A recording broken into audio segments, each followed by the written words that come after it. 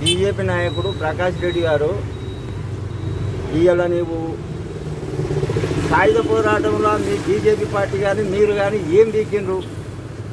ఆనాడు చాకలేదమ్మ దొడ్డి కొమరయ్య సాయుధ పోరాటంలో వాళ్ళ ప్రాణత్యాగాలు చేసి నిజాము సర్కార్ను ఉరికించి కొట్టిండ్రు.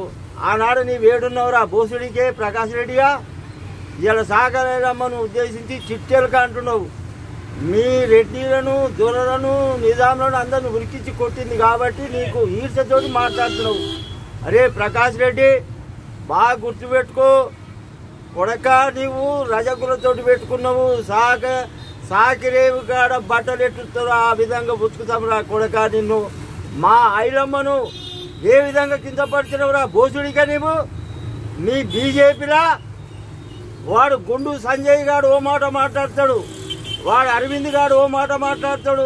ఇవాళ మా రజకులను కిందపరిచే విధంగా నీవు మాట్లాడినావు. అరే కొడుకులారా బాగా గుర్తుపెట్టుకోండి.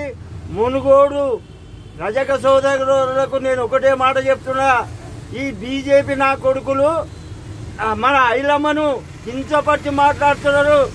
ఈ బీజేపీ నా కొడుకులను బొందబెట్టాలంటే మన రజకులము ఏకం కావాలి.